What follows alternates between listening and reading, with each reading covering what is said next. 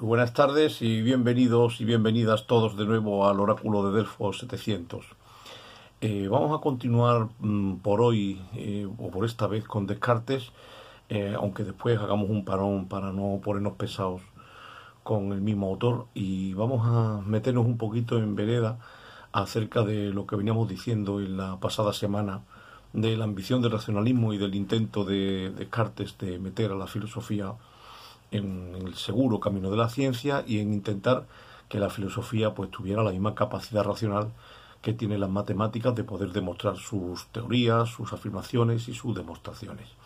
Para ello vamos a contar simplemente cómo Descartes utilizó, una vez que definió el método que él había propuesto y lo compuso de 4 reglas y definió las reglas intentando, pues mostrar que se podía seguir el camino de los geómetras, ¿no? De partir de una verdad absolutamente indubitable, partir de un principio evidente que no pueda ser rechazado por absolutamente nadie, y a partir de encontrar ese primer principio de la filosofía, pues ya utilizando la lógica y el razonamiento, poder seguir avanzando por pasos hasta poder demostrar todo lo que la razón era capaz de demostrar.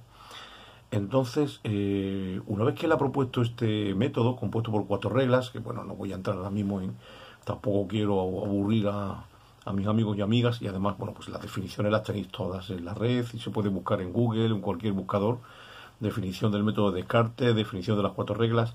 Vamos a ir a lo que nos interesa, a lo que nos puede invitar a pensar también a nosotros, también en nuestro trabajo intelectual o académico, y también incluso, ¿por qué no?, en nuestra vida personal, acerca de si es posible o no hacer una segunda lectura o una tercera lectura de Descartes y de su método, o algo que podamos extrapolarlo a otras ramas o a otros ámbitos de nuestra vida real. Cuando Descartes propone el método, la primera regla fue la regla de la evidencia, y la regla de la evidencia era no dar por nada, o no dar absolutamente nada por verdadero, a no ser que se nos presentase a la mente de una forma tan clara, tan distinta, que no pudiéramos de ninguna manera ponerlo en duda. Es decir, lo que pretende Descartes con la regla de la evidencia es buscar un principio que sea tan absolutamente indubitable que ni los más escépticos puedan ponerlo en duda. ¿Por qué? Porque él entiende que una de las razones por las que la filosofía se ha quedado estancada a lo largo de la historia es porque los filósofos han cometido muchas veces el error de la precipitación. Este error consiste en dar por verdadero algo que no lo es, que puede parecerlo, que puede tener apariencia de verdadero, que es verosímil, pero que en cualquier caso no fue comprobado lo suficientemente como para entender o para saber que era verdad, y verdad sin ningún tipo de duda ni de reserva. Esa precipitación ha hecho que muchos sistemas filosóficos, según Descartes, puedan estar equivocados. ¿Por qué? Porque la base o el cimiento sobre el que estaban edificados era erróneo. Por eso, para intentar alcanzar una verdad evidente, que es una verdad que nadie, como digo, puede dudar, porque una verdad evidente es aquella cuyo contrario es imposible. O sea, es un absurdo, es lógicamente contradictorio. Por tanto, nadie va a aceptar un absurdo o un imposible. Entonces, para encontrar esa evidencia, Descartes dice que hay que tener mucho cuidado de caer en 2 errores que ha caído la historia de la filosofía anterior. Uno es la precipitación, como acabo de decir, dar por verdadero algo que no lo es o que se ha comprobado después que no lo era, y el otro es el error contrario, la prevención, que es decir, negarse a aceptar por verdadero algo que sí lo es. De tal manera que cuando nosotros encontremos, si es que lo encontramos, esa verdad evidente, esa verdad clara y distinta que ni los más escépticos podrían poner en duda, entonces esa verdad hay que aceptarla, porque claro, si nos negamos a aceptar la evidencia, pues entonces ya nos quedamos estancados y es imposible por completo el avance y la filosofía. Para la búsqueda de esta verdad indubitable, universal, necesaria, que la llama simplemente evidente, Descartes utiliza una técnica que es la duda metódica, que después además en otras ramas de la filosofía ha sido imitada parcial o totalmente, ¿no? Como por ejemplo en la fenomenología de Husserl o en otras corrientes. La duda metódica o instrumental consiste en dudar de absolutamente todo lo que sea posible dudar. O dicho de otra manera, dudar de absolutamente todo o de toda afirmación para la cual pudiera caber cualquier otra afirmación alternativa. Es decir, no vamos a aceptar nada como no sea que sea imposible la duda en ello. Es decir, como no sea que haya superado efectivamente el filtro de la duda, una duda absolutamente exigente, tal que si algo la supera, ya ese algo no hay más remedio que aceptarlo. Y lo podemos considerar como ese principio que vamos buscando y sobre el cual podemos edificar el resto del edificio filosófico. Cuando Descartes aplica esta duda, él se la plantea además en todos los órdenes, no solamente a nivel de qué podemos dudar de la realidad, de qué es lo que existe o deja de existir, o qué es lo verdadero o no, sino inclusive de los propios modos de acercamiento a la realidad, o dicho de otra manera, de los medios que utiliza la razón humana o que utiliza el ser humano para poder conocer la realidad. Y empezando por esto último, poder dudar de nuestras facultades cognitivas, porque éstas pudieran ser erróneas. Descartes se plantea que de lo primero que podemos dudar es de los sentidos. O sea, los sentidos no pocas veces nos engañan, son muchas las veces que nos han llevado a error, y para ello no tenemos más que ver pues el descalabro de la antigua ciencia, que se había basado en la autoridad, que la autoridad o el filósofo había sido Aristóteles a lo largo de toda la Edad Media, y Aristóteles había dicho que no había nada en el entendimiento que no hubiera estado antes en los sentidos, y que por tanto el conocimiento humano tenía que partir necesariamente de los sentidos y de la observación sensible. Así, físicos y astrónomos, guiándose por ese mandato aristotélico, pues habían observado que efectivamente el Sol se mueve, porque el Sol, todo el mundo, todos vemos, que sale por la derecha, por el levante, que sube, que describe una semicircunferencia perfecta y que se pone por el poniente. Y como además después tarda lo mismo en volver a salir, pues podemos inferir, por tanto, que da una vuelta completa alrededor de la Tierra, que todos vemos, obviamente por los sentidos, que la Tierra no se mueve. Claro, y entonces, haciendo referencia a los sentidos, y esto es más que un ejemplo, pues nos llevamos 4 y 15, 19 siglos equivocados con el modelo geocéntrico, entre otras muchas cosas en las que los sentidos o bien nos muestran una parte muy limitada de la realidad, o bien nos la deforman y nos la presentan de una forma en la que no es, o bien nos presentan exclusivamente las apariencias o la cara externa de lo real, cuando no directamente se inventan cosas que no existen, ¿no? Como por ejemplo cuando vemos el horizonte como línea en la que se une el cielo y la tierra. La vemos perfectamente, pero el horizonte no existe. Bien. Dicho esto, por tanto, queda claro que podemos dudar de los sentidos, pero incluso podemos dudar de la razón. ¿Por qué? Bueno, porque podríamos utilizarla mal, o podríamos equivocarnos en ella, o podríamos ir demasiado rápido, en fin. Es que hasta los mismos geómetras, a veces usando la razón, se han podido equivocar. Y claro, si hasta los matemáticos, que son, digamos, la ciencia por excelencia, ha podido cometer errores utilizando la razón, pues también podemos dudar de la razón. Ahora bien, si hay algo en mi mente pensante que capta la verdad absolutamente violenta, impositiva, lo que él llamó evidente, una verdad cuyo contrario sea absolutamente imposible, a ese algo que caracteriza de verdad tengo que aceptarlo. Ese algo no es otra cosa que la intuición. La intuición es la captación directa de una verdad evidente. No es el resultado de un razonamiento, no es la conclusión de un silogismo, pero sí es una facultad del alma pensante, que puede captar evidencia donde la haya. Eso es lo que no tengo más remedio que aceptar, porque entonces caeríamos, como digo, en la prevención, y si nos negamos a aceptar la verdad, no se puede avanzar. Después, cuando aplicamos la duda al exterior, es decir, no al sujeto, sino al objeto, a lo que está fuera del hombre o más allá del hombre, lo que podemos pensar si es o no es real, Descartes dice, vamos a ver, cuando yo intento ver a qué se puede reducir todo lo real, pues se me ocurren, o se me viene al pensamiento que lo real solo puede dividirse en tres cosas, ¿no? En tres realidades, lo que él llamó tres sustancias.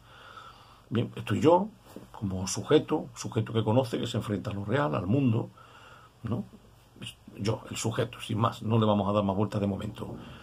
Está el mundo exterior, es decir, un supuesto objeto o macroobjeto compuesto de todos los fenómenos que hay frente a mí, y luego estaría Dios, su supuesto agente responsable o causa primera, como lo llamaron algunos escolásticos, es decir, o la totalidad de lo real, el absoluto, aquello que unifica todos los fenómenos externos e internos, como dijo Kant. Bueno, pues vamos a ver qué puede ser real de estas cosas. A ver, estas cosas pueden ser pensadas, pero ¿son reales? Es decir, ¿existen más allá de que yo pueda concebirlas? Porque, ¿y si hay un genio maligno, un daimon, un demonio, que me ha creado a mí, haciéndome tener sentidos y razón equivocado, de forma que yo perciba un mundo, o yo tenga una cierta lógica en mi pensamiento que me haga creer en lo que pienso y este sea erróneo? Bien, bueno, Todo esto, lógicamente, esto es una duda metodológica, filosófica, no es una duda escéptica. Obviamente, Descartes no dudaba de nada de eso, y de como buen racionalista, como es natural, no va a dudar de la razón. Pero tiene que utilizar esta duda como metodología, para ser muy, muy radical en su exigencia de alcanzar un principio del que sea imposible dudar. Bien, cuando miramos de qué cosa podemos dudar respecto a lo existente fuera de nuestras capacidades intelectuales de conocer lo real, pues de lo primero que podemos dudar es de Dios, obviamente. O sea, si hay algo que no es evidente es Dios, eso es lo menos evidente que hay. O sea, ni se ve, ni se percibe, ni se siente, y hay montones de personas que no creen. Si Dios fuera evidente, pues nadie dudaría de su existencia. Es más, no habría que creer en Dios, pues Dios no sería una creencia, sería la constatación de una realidad. Por tanto, Dios es lo primero de lo que podemos dudar. Pero el mundo, ¿podemos dudar del mundo o el mundo existe? Y ahí es donde viene la parte quizá más original de Descartes. ¿Por qué sabemos que el mundo existe? O dicho de otra manera, ¿por qué sabemos que hay una realidad exterior a mí? Una realidad material enfrente mía, o de la que yo pueda formar parte. ¿Por qué sé que hay una materia de la que esté hecho, por ejemplo, mi cuerpo? ¿Cuál es la prueba o la evidencia de que exista un mundo material exterior a mí? Y Descartes dice, pues en realidad la única prueba que hay de que el mundo exista son los sentidos, ¿no? Que lo vemos. Vemos el mundo, lo oímos, lo tocamos, lo olemos, es decir, los 5 sentidos tenemos sensaciones o impresiones sensibles de un mundo exterior. Eso sí es cierto que tenemos esas sensaciones, eso no lo podemos dudar, pero ¿es una evidencia que la causa de mis sensaciones sea efectivamente la existencia de un mundo exterior a mí? ¿Que exista tal mundo y esa existencia de ese mundo sea el que provoque que yo tenga sensaciones o impresiones sensibles de él? ¿Eso cómo lo sé? Bueno, ¿y cómo iba a ser si no? Pues mire usted, para empezar, como digo, no tengo ni idea de si podía existir un demonio, un daimon, un genio demoníaco, que me hubiese creado a mí solamente como pensamiento, sin cuerpo, y me hubiera metido en la mente, en el pensamiento, sensaciones de un mundo externo, para divertirse a mi costa y reírse de mí. Obviamente hoy Descartes en el siglo XXI no diría a lo mejor esa hipótesis, pero sí plantearía la otra que dijo. También en el sueño tenemos sensaciones de un mundo real, sin que ese mundo real esté. Yo sueño, cuando estoy soñando me creo todo lo que sueño, y todas las sensaciones que tengo en mi sueño creo que son, en fin, debidas a la realidad de objetos materiales externos o circunstancias o escenarios o personas o lo que sea, que son con las que estoy soñando, sin que nada de eso esté sucediendo. ¿Cómo puedo estar seguro de que en el supuesto estado de vigilia no ocurre lo mismo que en el sueño? Y solo haya un mundo mental dentro de mi mente, o solo exista yo como mente o como pensamiento. En efecto, parece ser que la existencia del mundo material no es tampoco una evidencia. Creemos firmemente en ella porque creemos en nuestras percepciones sensibles y porque creemos en la memoria que guarda los recuerdos de dichas percepciones. Pero de ahí a que sea una evidencia, cuidado, si queremos ir paso a paso hay que ser muy exigentes. Sin embargo, estaba en estas cuando el mismo Descartes se dio cuenta de que, bueno, él estaba dudando, o sea, yo estoy dudando. Mientras dudo del mundo, caigo en la certeza absoluta de que yo, que estoy dudando, yo tengo que existir, yo sí existo. Al menos yo tengo que existir, como una cosa que duda, como una cosa que piensa. Aún no sé si tengo cuerpo, aún no sé si las sensaciones de mi propio cuerpo material son reales o no, o son un error de mi propia mente, pero sí sé que soy una mente, o soy un pensamiento, soy una cosa que piensa, una res cogitans. O sea, pienso, luego existo, pienso, luego soy, el famoso cogito ergo sum.